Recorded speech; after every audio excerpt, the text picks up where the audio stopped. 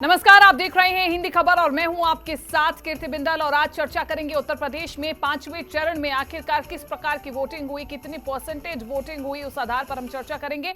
5वें चरण में कई दिग्गजों की किस्मत दांव पर लगी है। इसमें यूपी की 14 सीटों पर मुकाबला कड़ा है। हाई प्रोफाइल सीट रायबरेली से राहुल गांधी और अमेठी से स्मृति ईरानी अपनी किस्मत आजमा रही है। वहीं लखनऊ से केंद्रीय मंत्री राजनाथ सिंह और कैसरगंज से बृजभूषण शरण सिंह के बेटे करण भूषण दांव लगा रहे हैं। कौन किसको टक्कर दे रहा है, हम आपको इस पूरी रिपोर्ट में दिखाएंगे, लेकिन उससे पहले आपको आज का मुद्दा बता देते हैं। आज का मुद्दा जो कि हम आपके सामने रख रहे हैं, उत्तर प्रदेश की 14 सीटों पर आज मतदान हो चुका है। अमेठी, रायबरेली, लखनऊ, कैसरगंज बेहद खास सीटें, हाई प्रोफाइल सीटें हैं और 4 केंद्रीय मंत्रियों के भाग्य का फैसला आज होने वाला है। ईवीएम में कैद हो चुकी हैं और इसी के साथ साथ सोनिया के बाद राहुल ने रायबरेली की कमान संभाली है। बड़ी बात यह है कि जनता वो कमान राहुल गांधी के हाथ में देती है या नहीं। और 2 करोड़ से ज्यादा मतदाता मैदान में हैं, 144 उम्मीदवार हैं। लेकिन आज के सवाल क्या हैं वो भी हम आपके सामने रख देते हैं। परिवारवाद वर्सेस भ्रष्टाचार, वोटर आखिरकार किसके साथ हैं, ये मुख्य सवाल हम आपको बता रहे हैं। और 14 सीटों पर कमल खिलेगा या समीकरण बदल जाएगा, क्या होगा, जनता का फैसला देखना होगा। अमेठी रायबरेली की जंग, वोटर्स करेंगे दंग। क्या वोटर्स का मन बदलने वाला है आखिरी वक्त पर? ये किस प्रकार के वोटर्स होते हैं उसके बारे में हम विस्तार से चर्चा करेंगे। मैदान में बृजभूषण का लड़का, सियासी तड़का लगा या नहीं लगा, इस पर हम चर्चा करेंगे। राजनाथ का किला, विपक्ष की निकलेगी हवा।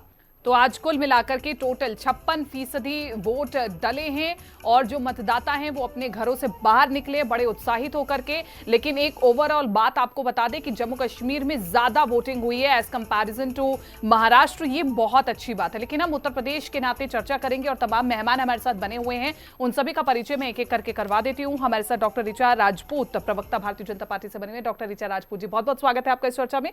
यश श्रीवास्तव, प्रवक्ता कांग्रेस पार्टी से हमारे साथ बने हुए हैं। यश श्रीवास्तव जी, आपका भी बहुत बहुत स्वागत है इस चर्चा में। और हमारे साथ एडवोकेट कपिश श्रीवास्तव, प्रवक्ता समाजवादी पार्टी से बने हुए हैं। एडवोकेट कपिश श्रीवास्तव जी, आपका भी बहुत बहुत स्वागत है इस चर्चा में। हमारे साथ डॉक्टर परमवीर सिंह, राजनीतिक विश्लेषक के तौर पर इस पैनल में मौजूद है। परमवीर सिंह जी, आपका भी बहुत बहुत स्वागत है इस चर्चा में। परमवीर जी, आप ही के साथ चर्चा की शुरुआत कर ले रही हूँ। माना यह जा रहा है उत्तर प्रदेश के लिहाज से अगर हम बात करें तो 3 सीटें सबसे ज्यादा महत्वपूर्ण, सबसे पहले रायबरेली, अमेठी और कैसरगंज। इन 3 सीटों पर माना जाए कि जंग चल रही है, बाकी में तो ये माना जाएगा कि ठीक है चुनाव हो रहे हैं। कैसे आप देख रहे हैं इस मुकाबले को? देखिए, चुनाव कोई भी हो, किसी भी पार्टी के लिए, किसी भी कैंडिडेट के लिए आसान नहीं होता है। आखिरी दम तक दम लगाना पड़ता है, आखिरी मोमेंट तक, और चुनाव का नतीजा सामने आता है तभी बातें पता चलेंगी। लेकिन अगर बात की जाए मुद्दों की कि चुनाव किन बातों पे लड़ा जा रहा है और क्रेडिबिलिटी या पुराना ट्रैक रिकॉर्ड देखा जाए या आगे का विजन देखा जाए, तो जनता का वोट उसी तरफ फोकस होने में बहुत बड़ा ये काम करते हैं। ये चीजें ये आप क्या क्या आगे करने वाले चुनाव लड़ा जाता है तो संभावनाएं जीत की बहुत बड़ी बड़ी दिखाई देती है। और उस नाते से देखा जाए तो अगर हम बात करते हैं, 3 छोटे का नाम लिया, रायबरेली, अमेठी छोड़कर रायबरेली जाना और वायनाड से रायबरेली आना, ये राहुल जी को इस चीज का जवाब देते बन नहीं पा रहा है। इस समय जनता को वो जवाब जनता कन्विंस नहीं हो पा रही है। तो ये चीजें बहुत बड़ा रोड़ा अटका हुआ है उनकी आगे, उनके चुनाव में जो भी उसका नतीजा आएगा, लेकिन तो उसको कन्विंस करना के लिए मुश्किल पड़ रहा था देखते हुए। और उसके अलावा बहुत लंबे समय तक जैसे यही पार्टी है तो एंटी इनकम्बेंसी उसके प्रति आ जाती है। अब यहाँ पर 4 पीढ़ियां रायबरेली में कांग्रेस परिवार की रह चुकी है, लेकिन कमोबेश स्थिति कुछ ज्यादा बदली नहीं थी। तो उस स्थिति में जो भी बदलाव आया है, बीजेपी उसका क्रेडिट उठा रही है कि भाई हम लोगों ने ये किया, आगे आने वाले समय में ये करने वाले हैं। तो वोटर्स को कन्विंस करना बन जाएगा। लेकिन आप मात्र कह दे अपने परिवार का नाम लेकर कि मैं फला परिवार से आता हूं, तो इस कारण से मुझ पर ट्रस्ट कीजिए। तो आज के जमाने में देखिए, कोई बहुत अच्छा नामी डॉक्टर होगा तो कोई भी व्यक्ति उसके पास अपना इलाज कराने इसलिए नहीं जाएगा कि इसके पिता बहुत अच्छे डॉक्टर थे, ये भी अच्छा डॉक्टर होगा, वो उसकी अपनी क्रेडिबिलिटी बोलती है। तो ये चीजें, आप नामदार नाम जो है वो बोझा बन गया है इस समय। आज के भारतीय परिवेश राजनीति में ये बोझा बन गया है, पुराना नाम होना, बड़ा नाम होना। उनसे अच्छा अगर जो कोई नया लोग आता है वो अपना विजन बताता है तो उन लोगों को जनता ज्यादा सीरियसली लेती है। आने वाले समय में ये चीजें और बढ़ेंगी, देखिएगा। ये कीर्ति जी, ठीक है। मैं अगले अपने जो मेहमान हैं उनका रुख कर लेती हूँ, लेकिन निश्चित रूप से आप सही कह रहे हैं कि जिस प्रकार से इंडिया गठबंधन आगे बढ़ रहा है और लगातार कह रहा है कि मौजूदा सरकार के पास मुद्दे नहीं है, लेकिन आप कह रहे हैं कि भारतीय जनता पार्टी गिनवा रही है आज क्या हुआ है और आगे हम क्या करेंगे। किसकी बात में सच्चाई है ये हम जानने की कोशिश करेंगे। यश श्रीवास्तव जी, आपका मैं रुख कर लेती हूँ। अगर रायबरेली की तस्वीर की चर्चा करें यश जी, तो पहले ऐसा कभी नहीं देखा गया कि बूथ बूथ पर जाने की कैंडिडेट को जरूरत पड़ी हो। सोनिया गांधी जी कभी गई हूं बूथ बूथ पर, लेकिन राहुल गांधी जी आज बूथ बूथ पर जाते हुए दिखाई दिए। क्या टेंशन का माहौल था या फिर क्या कोई विश्वास जताना था कि हम आपके साथ हैं? ये विश्वास जताने में कहीं ना कहीं अमेठी भी नाकामयाब हुए थे, तो अब उस पर काम किया जा रहा है। कीर्ति जी, अभी कुछ ही दिनों पहले जब तेलंगाना में माधवी लता के वीडियो आए थे कि वो बुर्का उठवा के आईडी कार्ड चेक कर रही हैं, तब परमवीर सिंह जी ने क्या जवाब दिया होगा मैं इसकी कल्पना करना चाहता हूं, पर मेरे पास इतना समय नहीं है। तो यदि कांग्रेस पार्टी कुछ करती है तो उसको दूसरे एंगल से देखा जाता है, और ये यहाँ कह रहे हैं कि परिवारवाद खत्म हो जाएगा तो इनको बता दीजिए ब्रजभूषण शरण सिंह के लड़का भी चुनाव लड़ रहे हैं, तो इनकी भाषा में करण सिंह, मेरे ख्याल से करण सिंह नाम है उनका करियर भी खत्म है चुनाव लड़ने के पहले से ही। तो दोनों तरफ की बातें जब आप करते हैं तो दोनों तरफ से आप पर हमला भी हो सकता है। जो जितना ज्यादा फूल के बड़ा होता है वो उतनी बुरी तरह गिरता भी है। इसलिए मैं सबका ध्यान इस बात पर दिलाना चाहूंगा कि उत्तर प्रदेश का चुनाव और देश का लोकसभा चुनाव इन 2-3 सीट से आगे बढ़कर भी है। अमेठी और रायबरेली में तो हमें कोई चिंता नहीं है, हमारा चुनाव कांग्रेस का जीतना वहां पर तय है, होना ही नहीं। लेकिन कहीं ना कहीं यश जी, अब आपको ऐसा लग रहा होगा कि अमेठी और रायबरेली में आज मतदान हो गया है तो एक बड़ी टेंशन हट गई है। बाकी जगह तो हो रहा है चुनाव, ठीक है, अब अशोक गहलोत जी को भी कोई टेंशन नहीं होगी, भूपेश बघेल जी को भी कोई टेंशन नहीं होगी, वो भी लौट करके अपने घर चले जाएंगे। बाकी सीटों पर तो चुनाव हो रहा है, यहाँ पर जंग थी। नहीं, देखिए, ना तो कांग्रेस पार्टी ने अपनी तरफ से इसे जंग कहा कि भाई इन 2 सीटों पर जंग है। हमारी जंग तो पूरे देश में, पूरे उत्तर प्रदेश में, पूरे देश में इस समय भाजपा ने जो अन्याय मचा रखा है उसके खिलाफ हमने क्या क्या किया है। 2 यात्राएं की हैं, देश के एक छोर से दूसरे छोर हमने पैदल चल के दिखाया है। तो हमारी जंग तो इस देश में अन्याय के खिलाफ है, संविधान को बदलने वालों के खिलाफ है, संविधान को नहीं मानने वालों के खिलाफ है। उतना जोर शोर से प्रचार, उतना बड़ा प्रचार, उतना दमखम दिखा करके प्रचार किया उत्तर प्रदेश में बाकी सीटों पर भी किया गया। अमेठी और रायबरेली में मैं इसलिए कह रही हूँ कि आपकी टेंशन अब कम हो गई है। ऐसा लग रहा है कि जैसे अब बहुत बड़ा जो बोझ है वो हल्का हो गया है, बाकी सीटों पर तो चल रहा है। बाकी सीटों पर भी उतनी जोर शोर से प्रचार किया जाना चाहिए था जिस प्रकार से आपकी पार्टी की स्थिति है। हाँ, प्रचार बिल्कुल बराबर सब जगह हुआ है। असम में भी हुआ है, दक्षिण भारत में भी हुआ है, महाराष्ट्र में भी हुआ है, उत्तर प्रदेश में भी हुआ है और हिमाचल कश्मीर सब जगह हुआ है। और आपको उसका प्रमाण मिल जाएगा जब अभी कल की खबर है, जब उत्तर प्रदेश में एक रैली में अखिलेश यादव जी और राहुल गांधी जी गए तो वहां इतनी ज्यादा पब्लिक हो गई कि वो स्टेज के पास तक पहुंच गई और 10 मिनट में मीटिंग खत्म करनी पड़ी। ये प्रमाण है। ऐसा अगर कभी मोदी जी के साथ हुआ होता तो वो अपनी गाड़ी से बाहर नहीं निकल के आते, भले ही उनके कार्यकर्ता झंडा लिए खड़े हों, और उसका प्रमाण पंजाब में हम देख चुके हैं। तो साहस और कर्मठता और जनता के प्रति एक तरह का वचनबद्ध होना, ये आपको कांग्रेस में और पूरे इंडिया गठबंधन में मिलेगा, भाजपा आरएसएस में नहीं मिलेगा। नड्डा जी, जिनको हाथ पकड़ के एक तरफ कर दिया जाता है कैमरा के सामने से, उन्होंने बोल दिया है कि हमें आरएसएस की जरूरत नहीं है। अब आरएसएस वालों को क्या करना चाहिए ये मैं नहीं बताऊंगा, लेकिन ये तय है कि ये भाजपा, आरएसएस, इनका तमाम ये जो नेटवर्क है, क्या कहते हैं, प्रशंसा करने वालों का, उन लोगों को आपस में अब बात करना बड़ा कठिन हो गया होगा, मुझे ऐसा लगता है, क्योंकि अब आरएसएस की तो जरूरत ही नहीं है। तो फिर मोदी जी, क्या बात हो रही है वहां पे? मोदी जी सुन रहे हैं कि यूपी के जो सीएम है उनको भी बदलना तय है, और आप हमें बता रहे हैं। मैं और कपिल श्रीवास्तव जी यहाँ एक साथ एक सुर में बैठे हुए हैं। अब आप बताइए क्या करना है।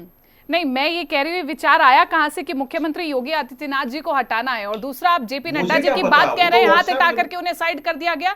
हमने पूर्व प्रधानमंत्री मनमोहन जी की भी तस्वीरें देखी हैं, हमने देखा है कि किस प्रकार से वो हाथ जोड़ करके नमस्कार करते हैं, और सोनिया गांधी जी या तो शायद ना देख पाती हूँ या फिर इग्नोर कर दिया गया, वो तस्वीर भी सभी ने देखी है। नहीं, तो ये आरोप प्रत्यारोप की बात तो चलती रहेगी। हाथ पकड़ के कैमरा के सामने से हटाया जाता है। यदि ऐसा किसी भी और पार्टी के किसी भी नेता के साथ हुआ हो तो बता दीजिए। हाँ, तो ठीक है, फिर उसका खामियाजा भारतीय जनता पार्टी भुगतेगी। उसके लिए आप क्यों इतना टेंशन ले रहे हैं? बहरहाल ठीक है, मैं कपिल श्रीवास्तव जी का रुख कर लेती हूँ। कपिल श्रीवास्तव जी, आज उत्तर प्रदेश के 5वें चरण का चुनाव हो गया है, कितना कॉन्फिडेंस इंडिया गठबंधन को लग रहा है?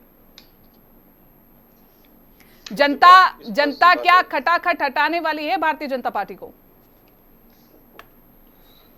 देखिए, वो तो प्रधानमंत्री जी बेहतर समझ रहे हैं। हाँ, कि खटाखट हटा रही है या धकाधक हटा रही है। क्योंकि अगर ना हटा रही होती तो जो इन्होंने बनारस में अपनी रैली की 500 करोड़ रुपए खर्च किए, और ये 500 करोड़ रुपए वही थे जो अमृत रस बंटवाया था कोविशील्ड कंपनी से, उसी कंपनी का लगा करके केवल बस वाराणसी की जनता उसमें नहीं, पूरे देश से अपने कार्यकर्ता लाए। आपने देखा होगा सारी महिलाएं सिर्फ एक जैसी साड़ियां पहनी थी, सारे पुरुष एक जैसा धोती पहनी हुई थी, एक से एक एडवेंचरस चल रही थी, सांस्कृतिक कार्यक्रम चल रहा था, नरेंद्र मोदी जी के फिल्म की शूटिंग हो रही थी कि फेंको तो फेंक सको, अब देखना है जनता को फेंकते हैं वो या जनता इनको फेंक देती है। तो ये बहुत सीधी बात है, शक्ति प्रदर्शन वो करते हैं। बहुत बारीकी से विश्लेषण किया है आपने उस यात्रा का।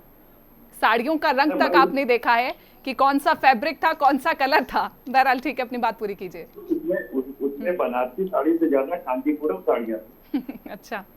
और मैं आपको ये कह रहा हूँ कि बेचारे साउथ से भी लाए थे, हर जगह से ले आए थे, लेकिन उसका कोई फर्क नहीं पड़ता है, वहां के लोग बस नहीं। और मैं दूसरी चीज आपको कह दूं कि देखिए, हम लोगों ने जिन मुद्दों पर अपने आप को केंद्रित रखा है उसके विपरीत प्रधानमंत्री जी हर मुद्दे पे गए। तो किस पे? मटन, मछली, मुर्गा, पाकिस्तान, कब्रिस्तान, शमशान और अंत में मंगलसूत्र। और मंगलसूत्र में थोड़ा मुझे हंसी भी आ जाती है कि प्रधानमंत्री जी ने कितनी मंगलसूत्र की लाज रखी है। उनको तो स्वयं सोचना चाहिए, क्योंकि आप जब किसी पे एक उंगली करते हो तो 3 उंगली आपकी ओर खड़ी हो जाती है। तो मंगलसूत्र पे भी उनको जवाब देना चाहिए। और ऐसे ही आपको देखिए कि आज जो भारतीय जनता पार्टी है उसका हाथ सिर्फ भ्रष्टाचारियों और बलात्कारियों के साथ क्यों? अगर प्रधानमंत्री जी का चेहरा बड़ा होता तो क्या प्रज्वल रमन्ना के लिए वोट मांग रहे होते? तो हमारी 3000 बहनों का यौन उत्पीड़न किया, जिसने नियुक्त पिक्चरें बनाई, और वो रेड कॉर्नर नोटिस के बाद भी प्रधानमंत्री जी उसको हेलीकॉप्टर पर बैठा के उड़ा दिया। और आप बताओ कि ब्रिजभूषण जी का चेहरा उत्तर प्रदेश में प्रधानमंत्री जी से बड़ा हो गया कि नहीं हो गया? क्योंकि ये हर रैली में क्या कहते थे, इसी बात को कहते थे ना कि भाई देखो 543 सीट है, जिसमें से एक पे मैं स्वयं लड़ रहा हूँ, तो 542 पे भी ये समझो मेरा चेहरा मेरे पर वोट देना। तो क्या एक ऐसे बलात्कारी पुरुष के पुत्र को दिया इन्होंने, जो हमारी बहन महिलाएं जो पहलवान थी उनकी एड़ी चोटी एक करा दिया, नाक रगड़वा दिया, और जब तक सुप्रीम कोर्ट ने इसमें इंजरेंस नहीं किया तब तक तो FIR तक दर्ज नहीं हुई। अब तो चार्जशीटेड है, अब तो इनका नेता चार्जशीटेड है, जो कि दम भर रहा था अभी आपके ही चैनल पर कि हमारा पुत्र क्यों जीतेगा, क्योंकि 5 साल उसने मेहनत की। इतनी मेहनत की थी पहलवानी में कि हमारी जितनी पहलवानों की बहन का सबका यौन अत्याचार कर बैठे, और प्रधानमंत्री जी ने उनको गोल्ड मेडल पाने के बाद बुलाया था घर पे, लेकिन उसके बाद नहीं बुला पाए कि ब्रिजभूषण ने क्या किया उनके साथ। तो ये तो देखिए, चाहे चिन्मयानंद हो, चाहे सेंगर साहब हो, चाहे इनके पश्चिम बंगाल के पूर्व अध्यक्ष हो, ये सब तो यौन अत्याचार करने ही वाले लोग हैं। और एक का मैं नाम छूट रहा था, MJ अकबर साहब, जिसने हमारी 32 महिला पत्रकारों का बलात्कार किया था, जिसके खिलाफ एक FIR इन्होंने दर्ज नहीं कराया। और जितने भ्रष्टाचारी थे सबको पार्टी में ले लिया। पहले आरोप भी इन्होंने नहीं लगाया, ये पवार साहब इन्होंने 70,000 ठीक है, लेकिन इस बार ये भी कहा जा रहा है, इस बार ये भी कहा जा रहा है कि कम से कम चलो ये तो ठीक है कि बाहुबली जो हैं वो चुनाव नहीं लड़ रहे हैं, बाहुबलियों का दबदबा नहीं है इस चुनावों में, कम से कम ये तो कहा जा रहा है। दूसरा, आपने प्रधानमंत्री नरेंद्र मोदी की रैली की बात करी, आपकी रैली की भी खूब चर्चाएं हैं, जहां पर राहुल गांधी और अखिलेश यादव जी को बोलने नहीं दिया गया, दोनों के कार्यकर्ता आपस में भिड़ गए, वो भी आपको खैर रैली याद होगी और उसके बारे में आप विस्तार से मुझे बताएंगे। मैं एक बार ऋचा जी को जोड़ लूं। उसके बारे में आप मुझे विस्तार से बताएंगे। मैं एक बार ऋचा जी को जोड़ लूं। ऋचा जी, ये कहा जा रहा है कि किशोरीलाल शर्मा अमेठी के घर घर को जानते हैं, वहां की गलियों को जानते हैं, वहां के एक एक लोग को जानते हैं, तो इस बार अमेठी में आपको चिंता करने की जरूरत है। आप इतना ओवर कॉन्फिडेंट नहीं रह सकते कि अमेठी तो हमने पाली है, बात रायबरेली की, और अब रायबरेली भी हम कब्जे में कर लेंगे। बहुत बहुत धन्यवाद कीर्ति जी। देखिए, भारतीय जनता पार्टी कार्यकर्ताओं की पार्टी है और भारतीय जनता पार्टी का कार्यकर्ता 365 दिन में 24 घंटे लगातार कार्यरत रहता है। तो अमेठी जीते, रायबरेली जीते, 80 सीटें जीते, हमारा काम सुचारू रूप से उसी तरीके से चलता रहेगा। दूसरी बात यह है कि अगर केएल शर्मा जी अमेठी के गली गली को जानते हैं तो ये पहले राहुल गांधी को जिता लेते ना जब चुनाव लड़ने आए थे। और दूसरी बात यह है कि जितना भी अलायंस ये चुनाव लड़ रहा है, आपने एक बात गौर करी होगी, केवल वो क्या कह रहे हैं, मेरा गढ़ मेरा गढ़ मेरा गढ़। आप कभी भी कुछ सीटों से उठ के दूसरी सीटों की बात करोगे? आप कभी भी ये बोलोगे कि दूसरे जिले की सीट भी आपके लिए महत्वपूर्ण है, उसके लिए भी प्रचार करने जाओगे? दूसरा, मैं अपने कांग्रेस के और समाजवादी पार्टी के प्रवक्ताओं को जवाब देना चाहती हूँ, किस बेशर्मी से ये लोग कुछ शब्दों को बोलते हैं। बड़ा खराब लगता है देश के प्रधानमंत्री के लिए ऐसा सुनने में। ये कह रहे हैं कि मंच पे नड्डा जी को अलग कर दिया गया, तो आप उस मंच की बात क्यों नहीं बताते जब एक पुत्र ने अपने पिता को मंच से धक्का दे दिया था। पूरा समाजवादी पार्टी का प्रचार चल रहा है, लेकिन शिवपाल चाचा कहीं दिखाई नहीं दिए। क्यों? वो आपके परिवार में महत्वपूर्ण नेता नहीं है क्या कि उन्होंने आपकी पार्टी को खड़ा नहीं किया है? सबको पता है समाजवादी पार्टी के जो मुख्य नींव है वो कौन है। आप संविधान को बदलने की बात कर रहे हो, किस तरीके की अराजकता फैलाते हो, क्योंकि असल मायने में आज जो विपक्ष है ना, वो नेतृत्व विहीन है और वो मुद्दा विहीन है। भारतीय जनता पार्टी ने कभी भी मंच से किसी भी जातिगत, किसी भी संविधान से संबंधित बयान देने की शुरुआत नहीं करी। सबसे पहले शुरुआत करी इंडिया अलायंस ने, जब इनको लगा कि हम सीटें हार रहे हैं तो अब ये क्या करें, ये 80-20 वाला काम इन्होंने शुरू कर दिया कि हम जातिगत जनगणना कराएंगे। उसके बाद से इन्होंने भूसे में चिंगारी छोड़ दी और उसके बाद इन्हें लगता है कि जो बहुसंख्यक समाज है वो लड़ाई करेगा ही करेगा। भाई सीधी सी बात है, एक घर में चार मुझे पूरी बात रखने दीजिएगा। 4 बेटे रहेंगे, आप 3 बेटों से अधिकार छीनकर 2 बेटों को देने की बात करोगे तो 2 बेटों तो बोलेंगे ना, क्योंकि हमारे तो सब बराबर है। दूसरा, इन्होंने क्या बोला कि साड़ी का रंग देखते हैं ये। भाई आप उस पार्टी से आते हैं जिसमें आजम खान महिलाओं के अंदर के कपड़ों के रंग देखते हैं, तो साड़ी का रंग देखना तो आपके लिए बहुत आम बात है। दूसरा, ये कह रहे हैं कि बुरखा देख रही थी। अरे भाई बात बताइए, जब आपके नेता खुले मंच से वोट जिहाद की बात करेंगे तो बुरखे के अंदर जाके क्यों नहीं देखा जाएगा? नहीं तो आप उसे सही ठहराती हैं, ये तो गलत बात है। नहीं ऋचा राजपूत जी, ये आपसे उम्मीद नहीं है कि अगर माधवी लता वहां पर बुर्का उठाकर के चेहरे देख रही हैं तो वो ठीक हो गया। अगर वो ऐसा गलत कर रहे हैं तो वो ठीक हो गया। नहीं, सॉरी, ये गलत पिक्चर में कंपैरिजन है। पूछना चाहती हूँ, मुझे एक बात बताइए। चुनाव में यदि कोई चुनाव लड़ रहा है, ठीक है, आपको भी पता है कि अगर आप बुर्का पहन के जाएंगे तो आप किस तरीके से अपनी आइडेंटिटी प्रूव करेंगे? आप एक आधार से प्रूव करेंगे या फिर एक अभी देखिए, वो अधिकार माधवी लता जी को किसने दिया? देखिए मैं ये ड्यूटी उनकी है, वीडियो वायरल, ये ड्यूटी कैंडिडेट्स की है। एक फर्रुखाबाद का वीडियो वायरल हो रहा था जिसमें एक लड़के ने 8 बार वोट डाला। यदि उसका चेहरा ढका होता, यदि आपको नहीं पता चलता वो कौन है, तो आप किस पे कार्रवाई करते? चेहरा खुला होने से कार्रवाई की जा रही है और वहां पर शायद दोबारा चुनाव भी कराया जाए। बिल्कुल स्पष्ट बात है, मेरी पार्टी की बात है, फिर भी मैं आपसे बोल रही हूँ। तो देखिए, अच्छा ठीक है, मेरे पास चूंकि वक्त की कमी है, ऋचा जी एक और सवाल, कैसरगंज में कैसा काम किया है बृजभूषण शरण सिंह जी ने? दबदबा है या काम किया है? दोनों चीजों में बहुत अंतर है। दबदबा है, दबदबा रहेगा, यही बात है ना? या तो दबदबा है या काम है, दोनों में से एक ही चीज हो सकती है। देखिए, ये बिल्कुल एक जो करण भूषण जी चुनाव लड़ रहे हैं वो भारतीय जनता पार्टी के काफी पुराने कार्यकर्ता है, युवा मोर्चा में काम कर चुके हैं। तो इसमें ये तो मत कहिए कि उन्होंने काम नहीं किया है। उनके पिताजी ने भी अगर क्षेत्र में काम नहीं किया होता तो वो इतने मजबूत दावेदार नहीं होते। और 4 जोन बहुत दूर नहीं है, लेकिन हमारे यहाँ चुनाव लड़ने के बाद भी वो कार्यकर्ता रहेगा, किंग और शहजादा नहीं बन जाएगा। आपकी समस्या क्या है? आपके जो चुनाव लड़ता है वो या तो राजा होता है या वो शहजादा होता है। आपके यहाँ कार्यकर्ता चुनाव नहीं लड़ सकता। और दूसरी बात, लड़की हूँ लड़ सकती हूँ वाली प्रियंका कहाँ चली गई? ठीक है, मेरे पास वक्त की कमी है। ऋचा जी प्लीज, मेरे पास वक्त की कमी है। Last 30 second Yash ji. जी देखिए, इनको मैं बता देता हूं, जाति धर्म का ऐसा है। एक दिन पहले हिमंता बिस्वा ने कहा है कि आज असम में हमने 700 मदरसों को बंद कर दिया, लेकिन किसी की आवाज उठाने की हिम्मत नहीं हुई।